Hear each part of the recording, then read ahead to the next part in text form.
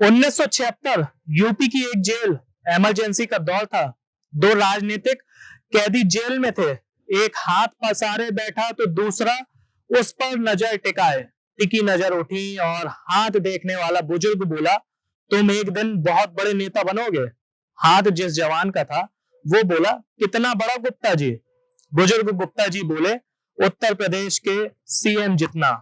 नौजवान हंस दिया और बोला, वो जिस पार्टी में है वो तीसरे या चौथे नंबर पर रहती है।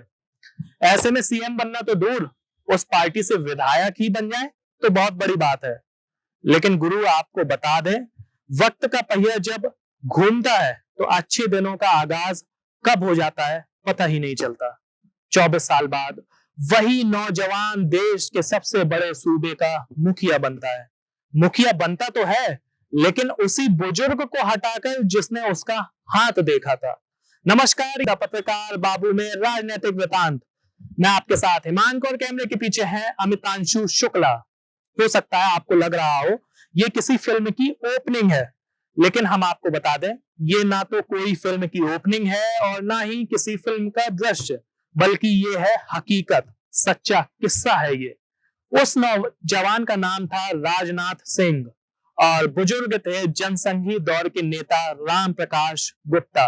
राम प्रकाश गुप्ता इमरजेंसी के दौर में यूपी के सबसे बड़े जनसंघी नेता थे। 1967 में जब उत्तर प्रदेश में चौधरी चरण सिंह की सरकार बनी थी, तब वह उत्तर प्रदेश के डेप्यूटी सीएम थे। 1977 में जनता पार्टी के जीतने के बाद वह यूपी में कैबिनेट मंत्री बने। 1989 में बीजेपी नए सिरे से मजबूत होकर उभरी, मगर अब तक पार्टी आला कमान सोशल इंजीनियरिंग का फॉर्मूला समझ चुकी थी। बीजेपी को पता था कि यूपी में उभरना है तो कमांडर किसी ओबीसी को बनाना होगा, और राम प्रकाश गुप्ता पिछड़ गए इस दौड़ में।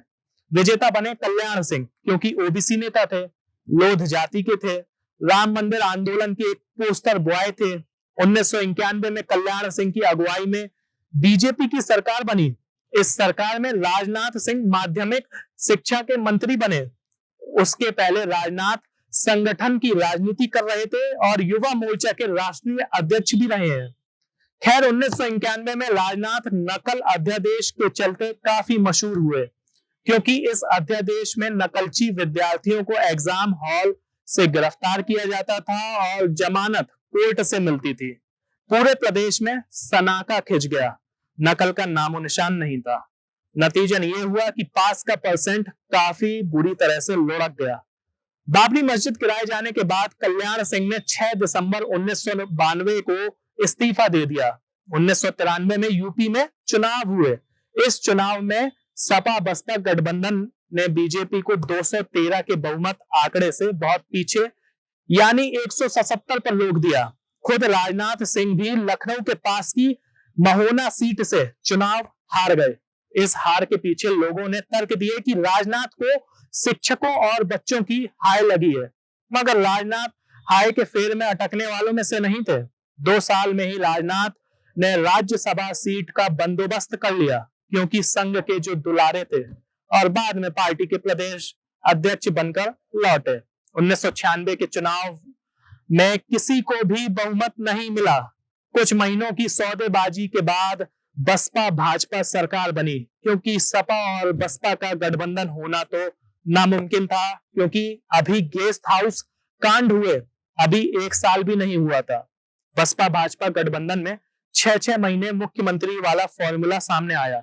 मायावती शर्त के मुताबिक 6 महीने सूबे की सीएम रही, लेकिन जब बीजेपी के कैंडिडेट की मुख्यमंत्री बनने की बारी आई तो 6 महीने से पहले ही मायावती ने अपना समर्थन वापस ले लिया। तब राजनाथ सिंह ने अपना पहला बड़ा पॉलिटिकल मैनेजमेंट दिखाया और राजनाथ की कोशिशों से कांग्रेस और बसपा में टूट हुई, और यहीं से 2 पार्टियों का, यूं कहें कि 2 गुटों का उदय हुआ, लोकतांत्रिक कांग्रेस और जनतांत्रिक बसपा। कल्याण सिंह की सरकार तो बच गई, मगर राजनाथ इस सरकार का हिस्सा नहीं बने, क्योंकि उनकी नजर बड़े गेम पर थी।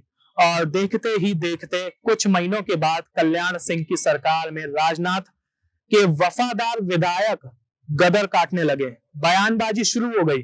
कल्याण सिंह अपनी ही सरकार में बेगाने होने लगे। संघ संगठन और आला कमान उनकी शिकायतों पर ध्यान नहीं दे रहा था। लड़ाई कुछ ही वर्षों में कल्याण सिंह बनाम अटल बिहारी वाजपेयी हो गई।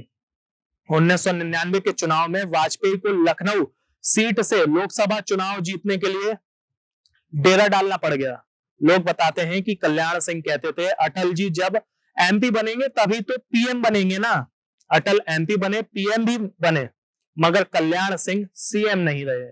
लोकसभा चुनाव में यूपी में हार का ठीकरा उनके सिर फूटा, पर पार्टी आला कमान ने फौरन राजनाथ सिंह की ताजपोशी नहीं की, बल्कि अटल ने बीच का रास्ता निकाला। और ये रास्ता था ओम प्रकाश गुप्ता को स्टोर रूम से झाड़ पोंछ कर लाया गया।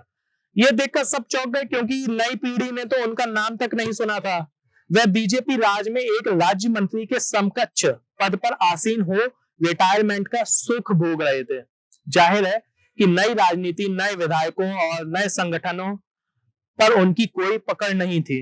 उन्होंने 11 महीनों तक सूबे के मुख्यमंत्री के तौर पर अपनी सेवाएं दी और फिर उन्हें हटाकर राजनाथ सिंह को सीएम बना दिया गया। आखिरकार 24 साल बाद उस बुजुर्ग की भविष्यवाणी सच हो गई।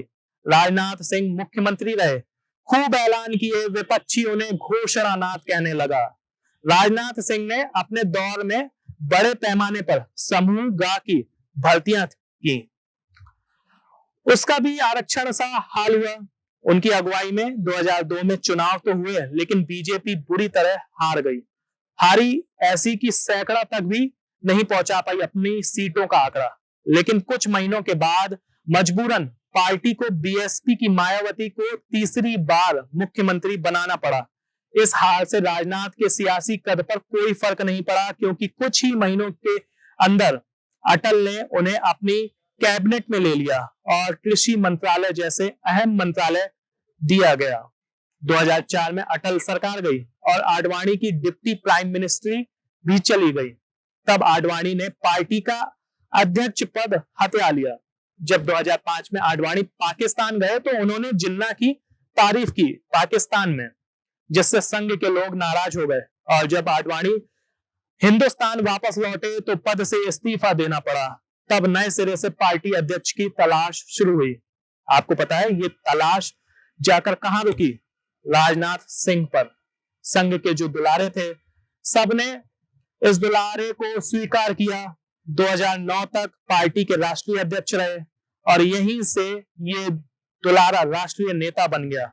2009 में गाजियाबाद से चुनकर लोकसभा भी पहुंच गए, मगर party PM in waiting Lal Krishna Advani के नाम से वेटिंग ना हटा पाई।